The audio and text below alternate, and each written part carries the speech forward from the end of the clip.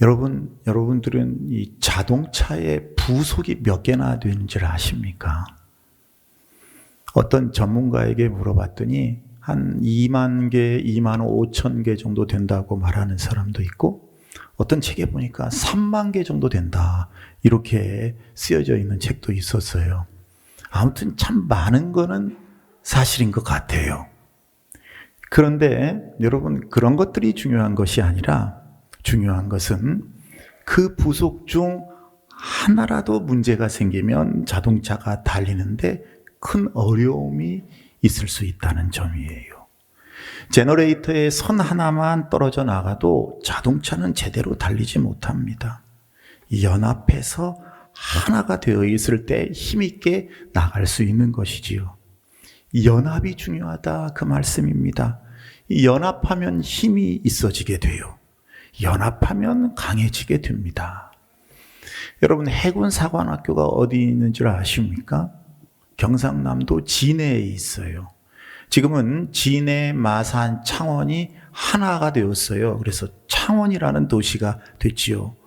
우리 광주만한 그런 도시인데 땅은 광주보다 훨씬 더 큽니다.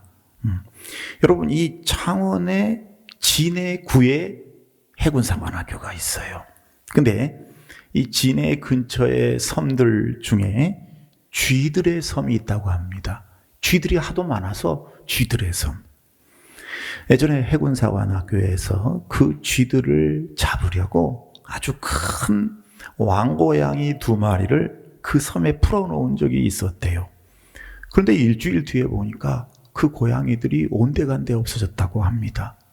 쥐들에게 잡혀먹고 만 거예요. 고양이들이. 고양이가 쥐보다 분명히 더 세지만 쥐 수천 마리가 되드니까 당할 수 없었다는 거지요. 그래서 여러분, 이승만 대통령의 명언 중에도 이런 말이 있어요. 뭉치면 살고 흩어지면 망한다. 교회도 마찬가지입니다.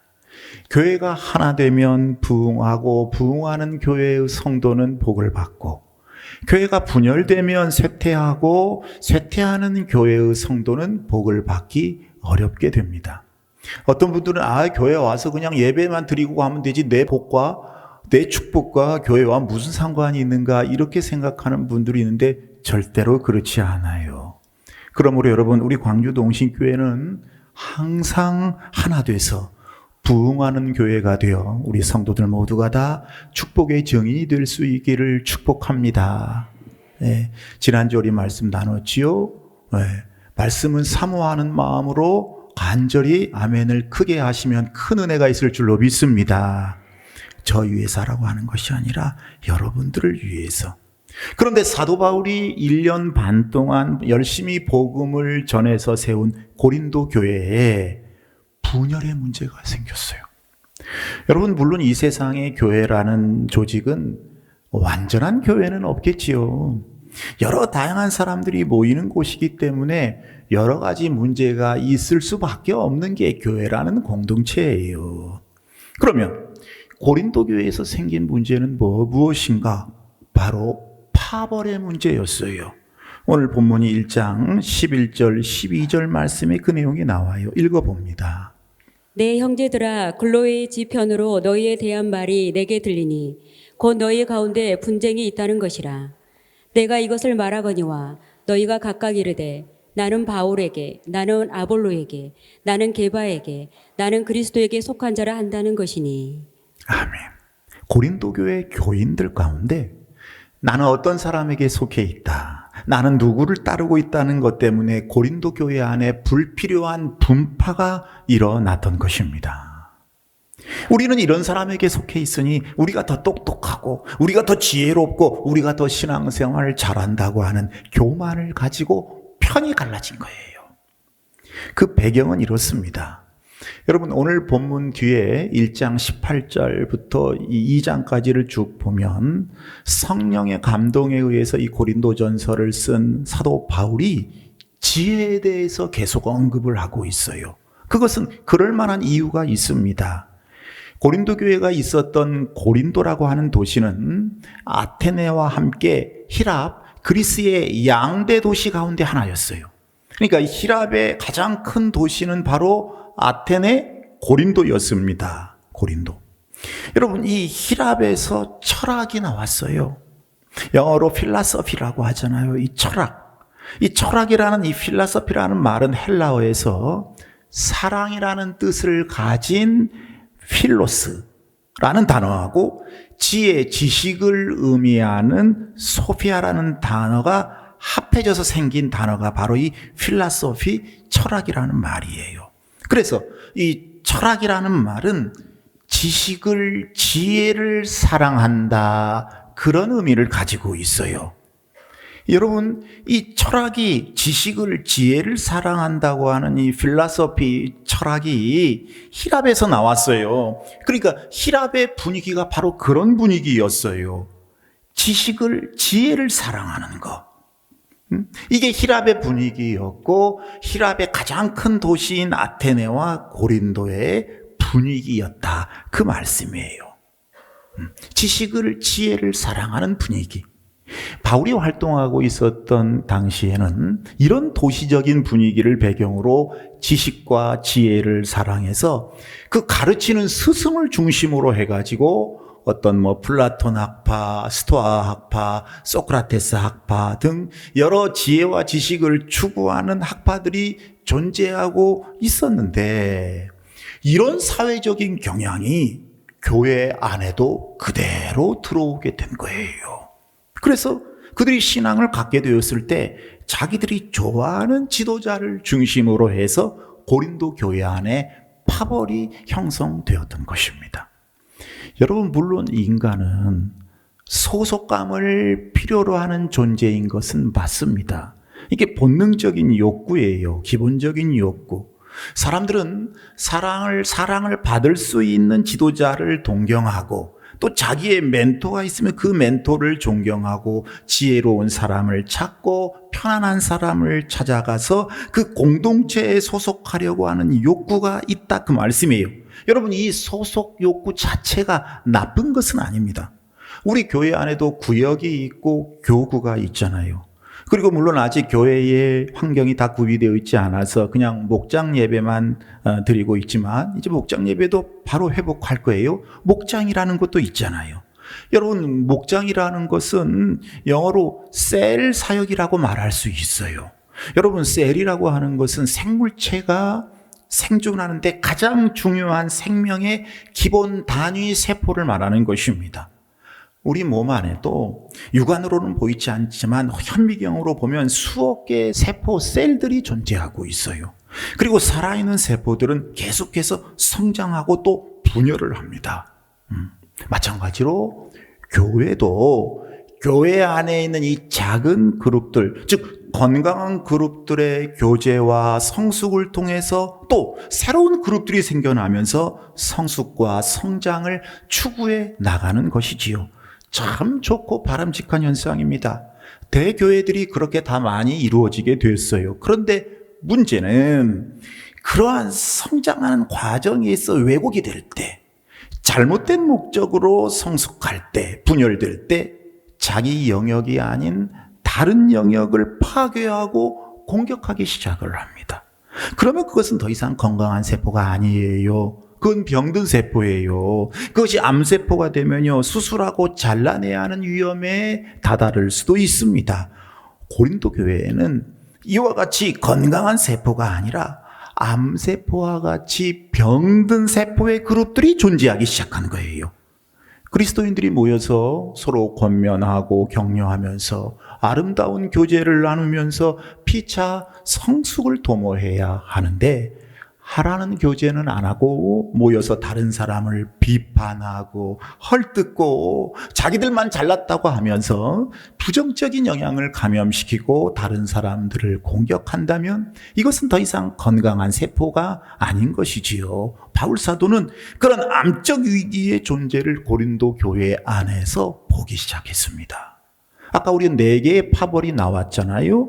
바울파, 아볼로파, 게바파, 그리스도파. 첫 번째는 바울파예요. 여러분, 이 바울파는요, 확신에 찬 바울이 어떤 비전이라 그 리더십이 충만했잖아요. 풍성했잖아요. 이 바울의 비전이나 리더십을 좋아했던 사람들이 바울을 추종하면서 형성한 하나의 그룹이었던 것 같습니다. 여러분, 바울은요, 언제나 그리스도의 자유의 복음을 주장했어요. 복음은 자유의 복음이에요. 그런데 이 바울파들은 이 자유를 방종으로 만들려고 했고, 기독교를 방패 삼아서 무엇이든지 자유니까 마음대로 하려고 했어요. 갈등의 원인이 되었겠지요, 당연히. 그 다음에 아볼로파가 등장합니다. 사도행전 18장 24절을 보면은 아볼로는 언변이 좋고 성경에 능통한 사람이었다고 기록을 하고 있어요. 그러니까 말씀을 탁월하게 잘 가르치고 있었던 이 아볼로의 그 모습에 매료된 사람들이 형성한 그룹입니다. 훌륭한 성경교사였으니까 아볼로가 가르치는 그 성경 공부에 매료된 사람들이 한 그룹을 형성했는데 이게 아볼로파인데, 여러분, 아볼로파는요, 기독교를 지성화시켰어요. 종교가 아닌 하나의 철학으로 전환시키려고 하는 경향이 있었다 그 말이에요. 믿음의 문제고 은혜의 문제인데 이것도 문제였어요. 여러분, 단순히 성경 공부를 위한 성경 공부를 해서는 안 돼요. 머리만 엄청나게 커져요. 가슴이 커져야지요. 은혜가 넘쳐야 되지요. 그러니까 지식을 위한 성경 공부는요, 아주 위험합니다. 말씀이신 하나님을 만나기 위한 성경 공부가 되어야 할 줄로 믿습니다. 근데 아볼로파는 그러질 못했어요. 그 다음에 게바파가 있네요. 여러분, 게바는요, 예수님이 베드로에게 지어주신 별명입니다. 반석이라는 뜻이지요. 그런데 여러분, 교회사를 보고 성경을 아무리 찾아봐도 성경 안에서나 성경 밖에서나 베드로가 고린도를 갔다는 기록이 없어요. 네. 그러면 어떻게 베드로파가 생겨났는가? 고린도 교회에. 여러분, 베드로는 예수님의 제자 중에 수제자잖아요. 으뜸이잖아요. 바울 다음에 고린도교에 와서 교인들을 가르친 목회자가 아마도 이 베드로의 제자였거나, 아니면 고린도에 힘 있는 사람들이 예루살렘에 가서 베드로의 설교를 듣고, 이야, 베드로가 참 사도야. 베드로는 예수님께 3년 동안이나 직접 배운 제자야. 바울이 언제 예수님 만났어? 바울이 예수님 제자야? 베드로가 예수님 제자지 하면서 베드로의 열정과 능력을 좋아하는 사람들이 하나의 파벌을 형성했던 거예요. 이것도 치우쳤기 때문에 문제가 당연히 되었겠지요. 네 번째는 그리스도파입니다. 그리스도파. 본인들은 오직 그리스도만 따른다고 주장한 파예요. 참으로 바람직해 보입니다. 그런데 이들은 자기들만이 참 그리스도인이라고 주장을 했어요. 자기들만 그리스도께 속해 있다. 그냥 굉장히 독선적이고 교만한 사람들이었지요. 자기들만 예수 잘 믿는다고 생각하니 당연히 문제가 생겼겠지요. 이 모임 역시 하나의 파벌이 된 거예요. 이러한 고린도 교회의 상황에서 바울이요, 3가지 질문을 던져서 문제 해결을 시도합니다. 이것이 바로 저와 여러분에게 주시는 메시지예요. 오늘 본문 13절 말씀을 읽어보도록 하겠습니다. 그리스도께서 어찌 나뉘었느냐? 바울이 너희를 위하여 십자가에 못 박혔으며 바울의 이름으로 너희가 세례를 받았느냐? 아멘. 첫 번째 질문이 뭐냐면 그리스도께서 어찌 나뉘었느냐 하는 질문이에요. 당신들은 왜 그리스도를 나누려고 합니까? 왜 당신들은 그리스도를 찢으려고 합니까? 라는 질문이에요. 여러분들이 그리스도께 속해 있다면 그리스도는 한 분이니까 그 그리스도를 중심으로 여러분들이 조화와 통일을 이루는 것이 마땅하지, 왜 그리스도를 찢고 깨뜨리려고 하는가? 이것을 묻는 바울의 질문이에요. 사랑하는 여러분, 저와 여러분들이 믿는 그리스도는 오직 한 분이신 우리 주님이신 줄로 믿습니다. 한 분이에요, 한 분. 예.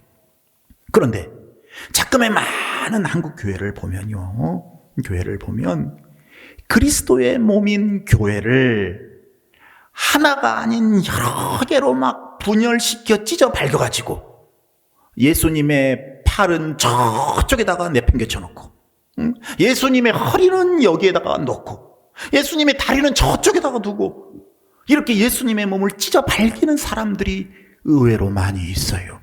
아주 잔혹한 범죄를 저지르는 케이스지요. 하나님이 진노하시는 아주 무서운 범죄입니다. 자기들의 세상적 욕심 때문에 그래요. 불꽃 같은 눈동자로 지켜보고 계시는, 살피고 계시는 우리 하나님을 경홀히 여기고 두려워하지 않기 때문입니다. 여러분들은 어떤 일이 있을지라도, 무슨 일이 있을지라도 그리스도의 몸을 찢어 밝히는 그런 무서운 범죄는 저지르지 마시기를 바랍니다. 무서운 줄 알아야 돼요. 간이 배 밖으로 나오면 안 돼요. 두 번째는 바울이 어떻게 물어보는가? 당신들을 위하여 바울이 십자가에 못 박혔느냐? 이렇게 묻습니다. 여러분, 이 사람들을 위해 바울이 못 박힌 게 아니잖아요. 그러면 왜 바울을 따라다니느냐? 이렇게 묻는 거예요. 왜 그리스도가 아닌 사람에게 초점을 맞추느냐? 그 말입니다. 사랑하는 여러분, 누가 우리를 위해 십자가에 못 박히셨습니까? 우리 아버지 하나님의 독생자 그리스도 예수님인 줄로 믿습니다. 여러분, 이 신앙 고백 잘하셔야 돼요. 굉장히 중요한 신앙 고백이에요.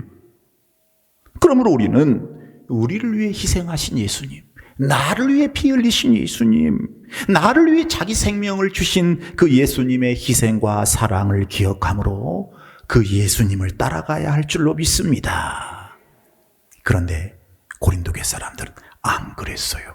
사람들을 따라갔어요. 영적 지도자들을 따라갔어요. 여러분, 물론 영적 지도자들, 하나님의 종들을 섬기고 따르고 열심히 순종해야 합니다.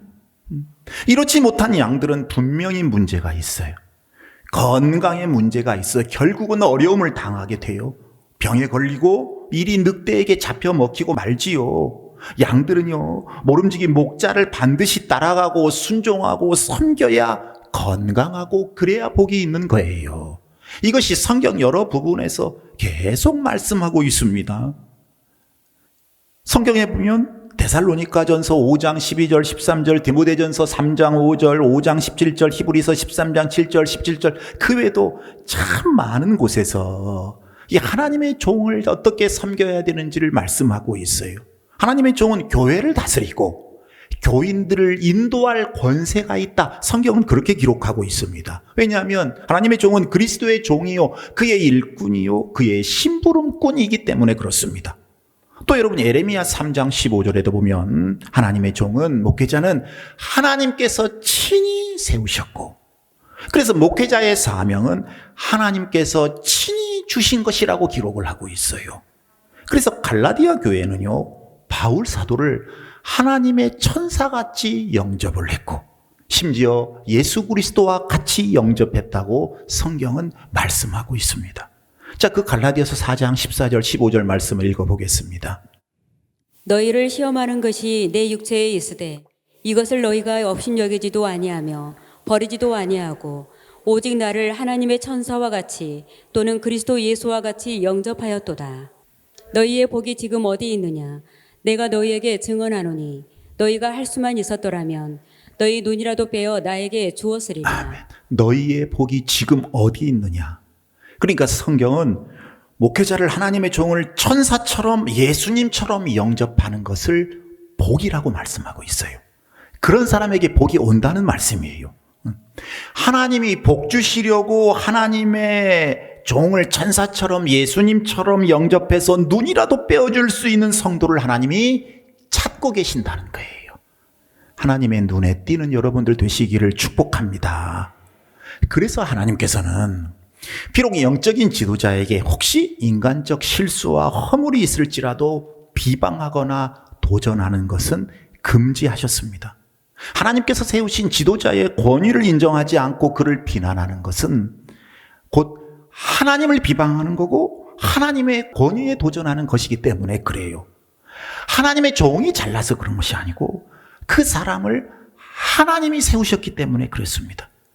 문제가 있으면 하나님의 종이니까 하나님이 손대실 것이고 사람이 손댈 문제가 결코 아니라는 거예요. 여러분, 잊으시면 안 돼요. 민수기 12장에 보면 하나님의 종 모세가 이방 여인을 취했다고 해가지고 미리암이 모세를 비방하는 사건이 나옵니다. 그때 하나님께서 구름 기둥 가운데로 강림하셔가지고 직접 말씀하십니다. 너희가 어찌하여 나의 종 모세 비방하기를 두려워하지 아니하느냐? 왜 겁없이 비난하느냐? 여호와께서 진노하시고 떠나셨다. 성경은 그렇게 말씀합니다. 그랬더니 미리암이 당시에 불치병인 나병, 지금의 암병보다 더하지요. 나병에 걸려서 그 살이 반이나 썩었다. 성경은 그렇게 증언을 하고 있습니다. 여러분, 그래서 성도는 하나님의 종을 늘 이해하고 존중하고 순종해야 돼요. 하나님의 종이니까. 데살로니가전서 5장 12절 13절을 제가 잠깐 읽어보면요. 너희 가운데서 수고하고 주 안에서 다스리며 권하는 자들을 너희가 알고 이해하고 그들의 역사로 말미암아 사랑 안에서 가장 귀히 여기라. 이렇게 말씀합니다. 여러분들의 모습을 점검해 보시기를 바랍니다. 하나님의 종을 이해하고 귀히 여기라. 제가 일부 때 그런 이야기를 했는데 어떤 분들은요, 부부싸움을 막 해요. 근데요, 부부싸움 했는데 전혀 상관없는 저한테 와서 막 해퍼보여요. 대체 이거 어떤 건지 모르겠어요. 하나님의 종은 저뿐만이 아니라 어떤 하나님의 종이라도 그렇게 경홀히 가볍게 대할 수 없는 존재예요. 하나님이 보내셨기 때문에 그래요.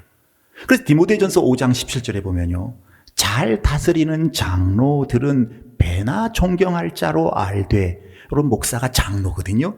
말씀과 가르침에 수고하는 이들에게는 더욱 그리할 것이니라. 하나님의 종을 존경하라, 그 말씀이. 그게 복이라는 거죠. 히브리서 13장 17절에도 보면 너희를 인도하는 자들에게 순종하고 복종하라, 이렇게 가르칩니다. 그리고 이 역대하 20장 20절로 가면요, 이런 말씀이 있어요. 너희는 너희 하나님 여호와를 신뢰하라. 그리하면 견고히 서리라. 그의 선지자들을 신뢰하라. 그리하면 형통하리라. 이게 대단히 중요한 말씀이에요. 여러분, 하나님이 보내신 하나님의 종을 신뢰할 줄 알아야죠. 신뢰하지 못하면 다른 하나님의 종, 자기의 목자를 찾아가는 게 이게 정상적인 성경의 진리예요. 하나님의 종에게 순종하고 따를 때 형통함의 축복을 주신다는 거예요. 여러분, 내게 형통함이 없는 분들, 혹시 하나님의 종을 진짜 신뢰하는 사람인지, 아니면 저는 잘 모르지만 뒤에서 뒷담화하고 욕하고 비난하는 사람인지, 이거 살펴보셔야 돼요. 여러분, 저는 아주 어렸을 때부터 이 훈련을 정말 잘 받아왔어요.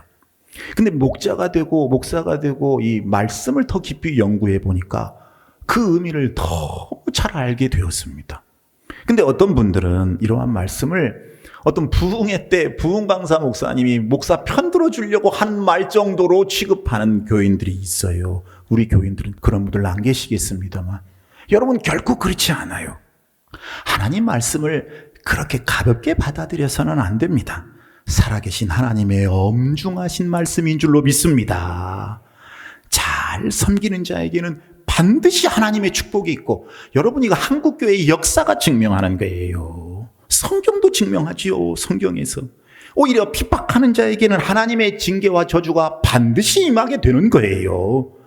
그러니 여러분, 하나님의 종 잘 순종하고 또 예수님처럼 하나님의 천사처럼 잘 섬겨서 형통하게 하신 하나님의 축복을 여러분들이 풍성하게 받으실 수 있기를 주님의 이름으로 간절히 축복합니다. 그러나 그렇다고 하나님보다 하나님의 종들을 더 앞세우는 건 이건 아주 비성경적이에요.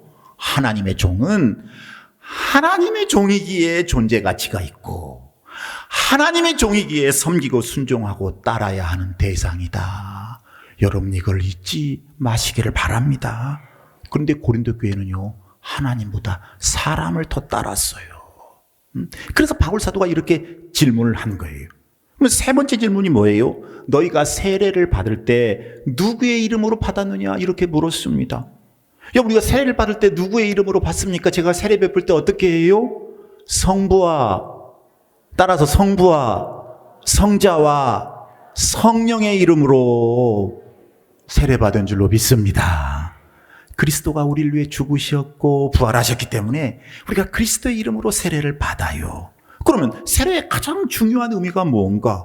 여러분 세례 받으신 분 많이 계시는데 이 세례의 의미가 뭐예요? 그것은 바로 우리 그리스도와의 연합에 있습니다. 연합. 연합. 내가 그리스도와 함께 십자가에 못 박혔나니 이제는 내가 사는 것이 아니요 내 안에 그리스도께서 사는 것이라. 내가 그리스도에게 연합되는 사건이 바로 세례이고 내가 예수 그리스도를 구주와 주님으로 믿음으로써 그리스도에게 속한 자가 되었고 나는 그리스도인이 되었다는 것을 고백하는 의식이 바로 세례 의식이에요. 그러므로 우리가 그리스도만을 따라가는 것이 마땅한 줄로 믿습니다. 사람을 따라가는 것은 안 돼요. 사람을 따라가는 것은 여러분 바울이 3가지 질문을 했는데 결론은 하나입니다. 그리스도의 주권이에요. 주권. 그리스도만을 따라가야 한다. 주인은 그리스도이다. 주님은 그리스도이다. 우리가 그리스도의 주권을 참으로 인식한다면 사람은 우리의 주인이 아니고 그리스도만이 우리 주님이시라는 고백을 하게 될 것입니다. 그런데 고린도 교회의 실태는요. 바울, 아볼로, 게바 이 사람을 주인으로 내세우는 파벌이 형성된 거예요. 이 사람들이 누구예요? 여러분 영적 지도자들이에요. 주인이 아니에요. 그런데 주인처럼 따라다니니까 문제가 생기게 된 것입니다. 교회 안에. 여러분 물론 내가 신앙생활을 하면서 참 존경하는 영적 지도자들 내게 좋은 가르침을 준 분들 정말 귀하게 여기고 그분을 사랑하는 거 당연하고 행복한 일입니다. 그러나 궁극적으로 내가 따라가야 할 분은 바로 예수님인데 바울파가 뭐예요? 아볼로파가 뭐예요? 양파, 쪽파, 대파도 아니고 게바파가 뭐예요? 그리스도파 함부로 예수님 이름 붙이는 거 아니에요. 이렇게 만들어가지고 예수님 따라가지 않고 사람 따라감으로써 분열을 조장하게 됐다. 그 말씀이에요. 여러분 훌륭한 영적 지도자는 초점을 자기에게 맞추지 않습니다. 끊임없이 예수 그리스도에게 맞추게끔 돕는 사람이 훌륭한 영적 지도자인 거예요. 어떤 교회에 이 강단 뒤에 스테인글라스가 장식되어 있다고 합니다. 근데 거기에 예수님이 서 계신 모습이 그려져 있었대요. 진짜 예수님 사진인지 뭐 아닌지는 모르겠어요. 우리 천국 가보면 알겠지요. 아무튼 강단 뒤에 그런 그림이 그려져 있어서 목사님이 강대상에 딱 쓰면요. 이 예수님 스테인글라스 사진이 그림이 안 보였대요. 근데 한 번은 목사님이 설교를 하다가 옆으로 살짝 자리를 비키게 됐는데 앞에 앉은 아이가 그러더랍니다. 목사님이 없어지니까 예수님이 보이네. 목사님이 없어지니까 예수님이 보이네. 네, 맞는 말이잖아요. 여러분 이 아이의 말을 듣고 목사님이 큰 깨달음을 얻었다고 그래요. 내가 예수님을 가릴 수도 있구나. 무서운 말이잖아요. 두려운 말이잖아요. 저는 지금도 이렇게 막 닭살이 올라오는데 여러분 내가 예수님을 가릴 수도 있구나. 여러분 그렇습니다.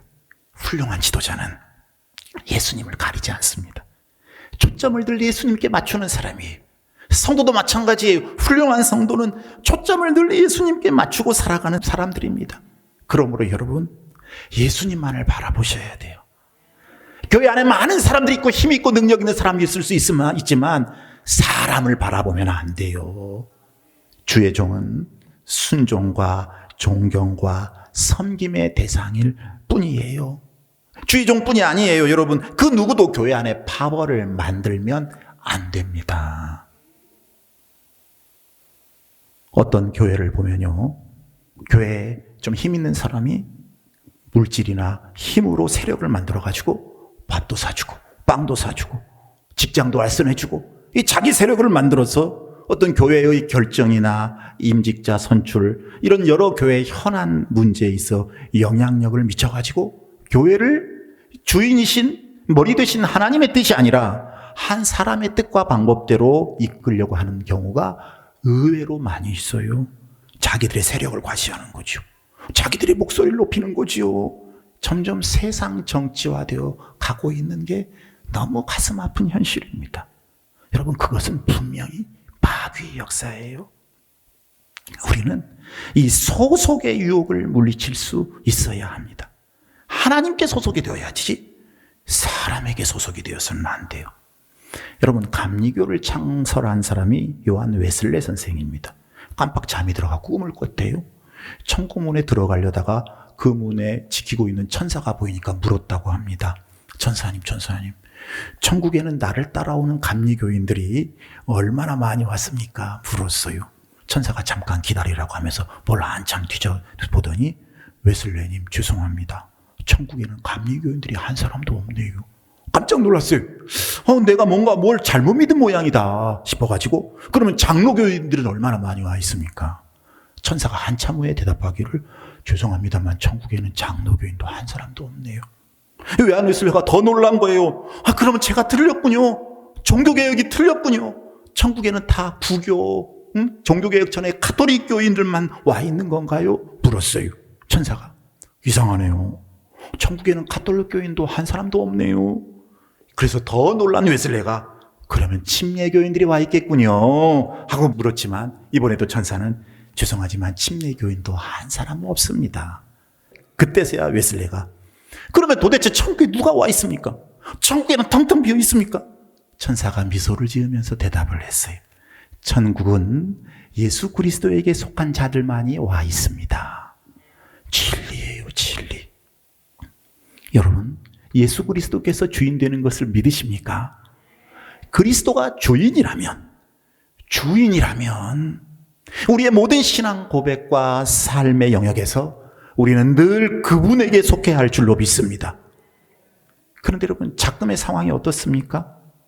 교단이 무엇이고 노예가 무엇이길래 노예를 성경책보다 더 중하게 여기는 사이비들이 많아요. 여러분, 총의 노예는 하나님의 교회, 그리스도의 몸된 교회를 위해 존재하는 것이지, 교회를 착취하고 이용해 먹으라고 있는 게 아니에요. 정치의 도구로 써먹으라고 있는 게 아닙니다. 노예 총회는 개인 야망을 이루려는 도구로 교회 써먹으라고 노예 총회가 있는 게 아니에요. 여러분, 노예를 우상 섬기는 것처럼 하면 안 돼요. 하나님이 통탄하실 일이에요. 그래서 교회 안에 분쟁이 생기고 교회가 찢어지고 예수님 팔은 저쪽에 다리는 이쪽에 만들어지게 되는 거예요. 여러분, 그래서 바울 사도가 권면을 합니다. 그게 10절 말씀이에요. 읽어보겠습니다. 형제들아, 내가 우리 주 예수 그리스도의 이름으로 너희를 권하노니 모두가 같은 말을 하고 너희 가운데 분쟁이 없이 같은 마음과 같은 뜻으로 온전히 합하라. 할렐루야. 바울 사도는요, 10절과 11절에서 두 번이나 고린도 교회 성도들 향해서 형제들아 이렇게 부릅니다. 형제들아. 너희들은 그리스도의 보혈을 받은 한 형제 자매이므로, 그렇죠? 그리스도의 보혈을 받은 한 형제 자매이므로 온전히 합하라. 하나가 되어라. 주님의 말씀인 줄로 믿습니다. 여러분, 여기서 온전히 합하라는 말은 의학적인 용어예요. 부러진 뼈를 고치거나 어긋난 뼈를 바로 맞출 때 사용되는 용어입니다. 자, 교회는 그리스도를 머리로 하는 주님의 몸인데 파벌로 인해 분열하면 그리스도의 몸이 뼈가 부러지고 어긋나는 것과 똑같게 되기 때문에, 아까 말씀드렸던 것처럼 예수님의 팔이 찢겨져 여기 있고 다리가 찢겨져 저쪽에 있고 이렇게 되니까 같은 말, 같은 마음, 같은 뜻으로 온전히 합하라. 그리스도의 몸에 건강을 회복하라. 그래야 교회가 교회될 수 있고 성도에게 하나님의 복이 임하느니라. 이 말씀이에요. 여러분, 교회가 건강해져야 성도들에게 복이 있다고 그랬어요. 그러면 그 답을 말씀해 주고 있는데, 먼저 같은 말을 해야 한다고 성경은 기록을 하고 있어요.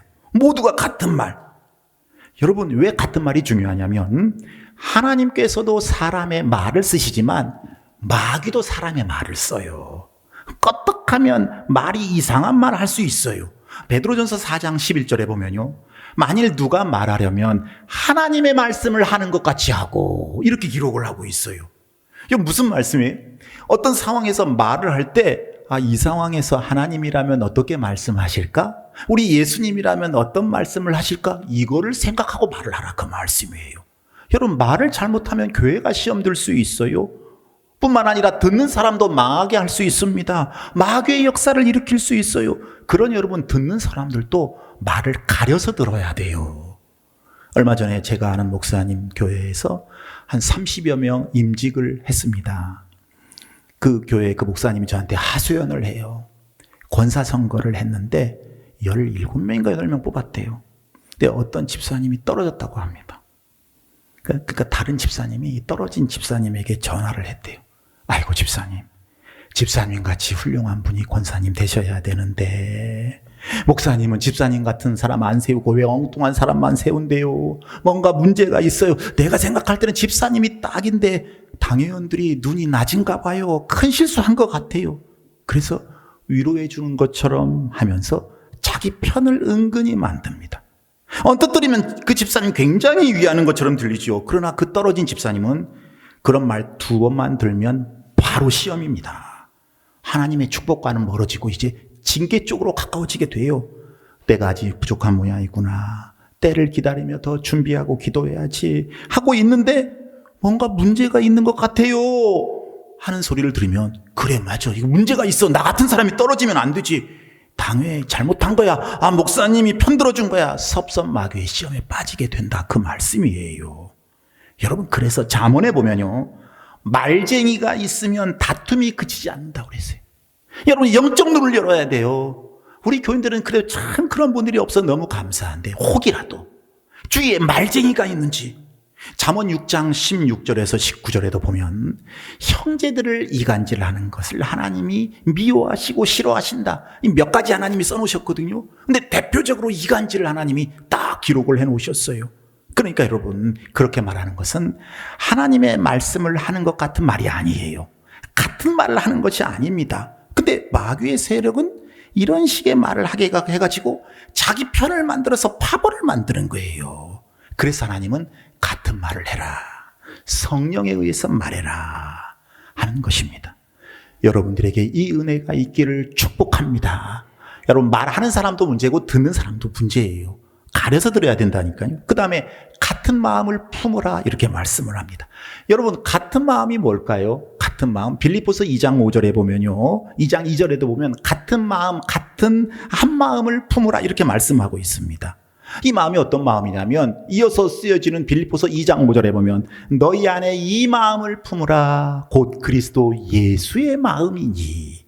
여러분 하나님과 동등되신 분이 사람의 몸을 입으시고 이 땅에 오셔서 종처럼 사람을 섬기는 그런 마음이 바로 예수님의 마음인데 그것은 겸손한 마음을 의미합니다. 겸손한 마음. 그런데 여러분 게바파, 아볼로파, 바울파, 그리스도파 이거 누가 만들었을까요? 여러분 게바가 만들었을까요? 아볼로가 만들었을까요? 아닐 거예요. 여러분 영적 지도자들은 가만히 있었는데 분쟁을 좋아하는 사람들이 당을 짓고 그들의 사역자를 당의 머리로 높이 올려놓았을 것입니다. 특별히 어느 한 우두머리가 있어가지고 그들이 사람을 모았을 거예요. 선한 영향력, 서로 교제하고 예수를 담기 위해서가 아니었어요. 어떤 팀장을 중심으로 해가지고 서로 교회의 주도권을 잡으려고 무리가 모여들었을 것입니다. 왜 그랬을까요? 여러분 교만 때문이죠. 교만 때문에. 겸손한 예수님의 마음이 아니에요. 우리는 겸손한 예수님의 마음으로 하나가 되어야 할 줄로 믿습니다.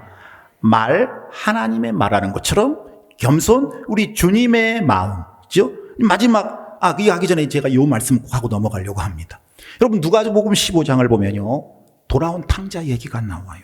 둘째 아들이요 그 귀한 재산을 창기한테 다 넘겨버리고 거지가 되어서 돌아왔을 때 아버지가 너는 죽었다가 살아온 내 아들이다. 잃었다가 얻은 아들이다. 너무 좋아했어요. 살진 소를 잡아라. 잔치를 벌여라. 새 옷을 갖고 오너라. 새 신발을 신겨라. 가락지를 끼워라. 내 아들을 찾았다.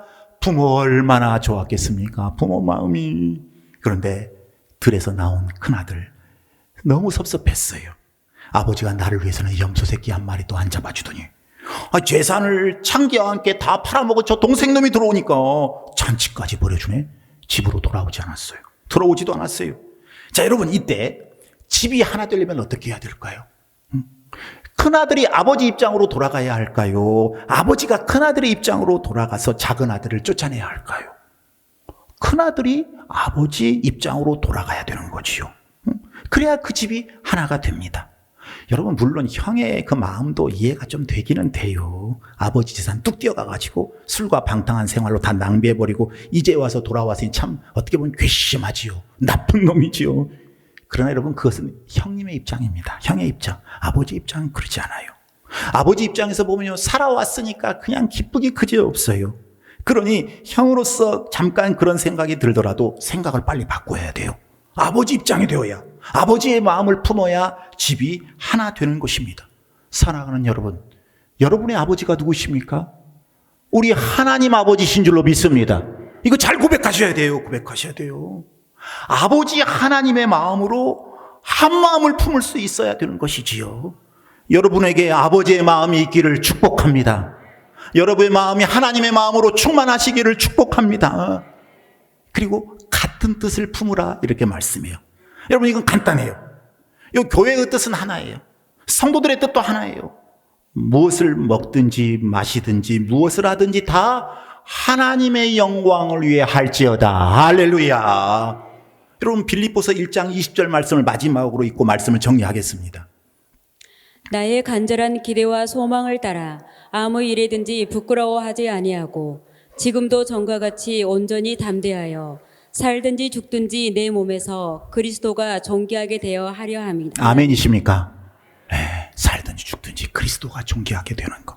우리가 무슨 일을 하든지, 교회가 무슨 일을 하든지 우리 주님께서 높아져야 할 줄로 믿습니다. 여러분, 목사도 안 돼요. 노회장도 안 돼요. 정치인도 안 돼요. 하나님을 위해 해야 되는 거예요. 근데 어떤 분들은 무슨 일을 할 때 주님을 높이기 위해 하는 것이 아니라 자기 자리를 위해서 하는 사람들이 있어요. 그것은 하나님의 뜻이 아닙니다. 저는 이런 사람들을 만날 때 제일 고역이에요. 고역. 지금도 고역 중에 있어요. 하나님의 뜻을 이루고자 하면 시험 들 것이고, 그 사람의 생각을 맞추어 주자니 하나님이 노여하실 것이고, 나보고 어떻게 하라는 거예요, 나보고. 이거 딜레마예요, 딜레마. 여러분, 오늘이 한국교회가 지키는 504주년 종교개혁 주일입니다. 종교개혁은 딴 게 아니에요. 아까 같은 말, 하나님의 말이에요. 그죠? 같은 마음, 우리 주님의 마음이에요. 그죠? 같은 뜻, 하나님의 영광을 위해 하는 거예요.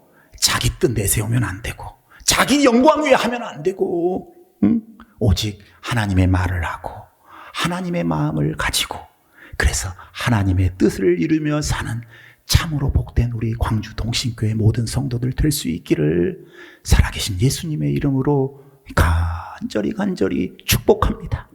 축복합니다. 찬송하겠습니다.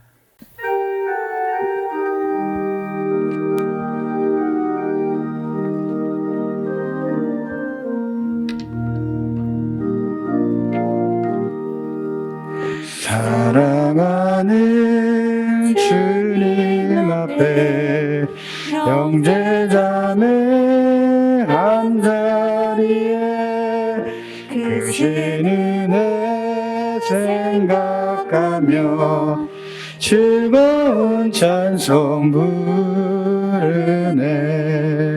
예수 본을 받아 모든 사람 내 몸같이 환난 근심 위로하고 진심으로 사랑하세. 사랑하는 주님 앞에 온갖 충성 다 바쳐서 괴로우나 즐거우나 주님만 힘써 섬기네. 우리 주님 거룩한 손 제자들의 발을 씻어 남 섬기는 종의 도를 몸소 행해 보이셨네.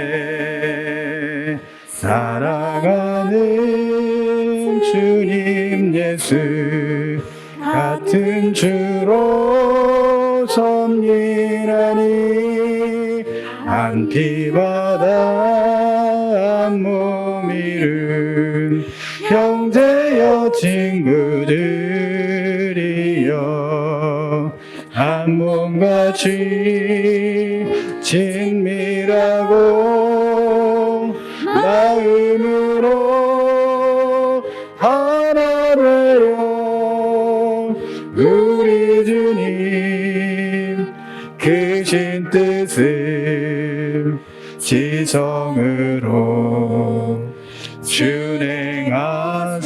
준행하세. 세상에 살다 보면 우리는 여러 가지 분쟁과 어려움을 겪을 수 있습니다. 그때마다 우리 예수 그리스도를 중심으로 하나 되어야 됩니다. 교회가 하나 되면 부흥하고 부흥하는 교회 성도가 복을 받습니다. 그러게 우린 사람을 섬기는 것이 아니라 항상 교회의 머리 되시는 예수 그리스도를 중심으로 살아야 됩니다. 하나님께서 이 교회에 세워주신 주의 종을 경홀히 여기지 않고 순종하며 잘 섬겨야 됩니다. 바라긴 동신교회 모든 형제자매들이 한마음 한뜻으로 하나님을 찬양하며 예배하며 기도하는 자리에 항상 있게 하여 주옵소서.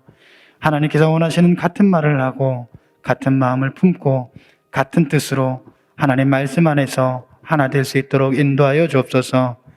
그리하여 하나님께서 허락하신 놀라운 축복들이 우리들의 가정과 자녀들과 생업 가운데 가득 넘칠 수 있도록 인도하여 주옵소서. 다 같이 나에게 주신 말씀을 생각하면서 같이 함께 기도하겠습니다. 하나님, 시간에 여러분께서 함께 해주시고 여러 가지 분쟁과 어려움 가운데 있는 줄 압니다. 그때마다 예수 그리스도를 중심으로 하나 될 수 있도록 인도하시고 교회가 하나 되면 부흥하는 교회가 성도가 복을 받사오니 항상 아버지 교회에서 기도할 수 있는 마음들이 될 수 있도록 역사하여 주옵소서.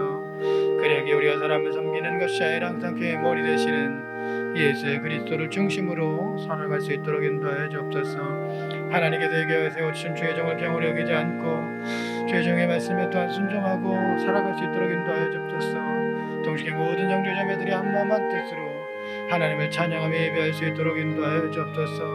한마음 한뜻 되어지길 원합니다. 하나님을 향하고 하나님 뜻에 하나님 원하시는 같은 말을 하고 같은 마음을 품고 같은 뜻으로 하나님 말씀 안에 살아낼 수 있도록 역사하여 주옵소서.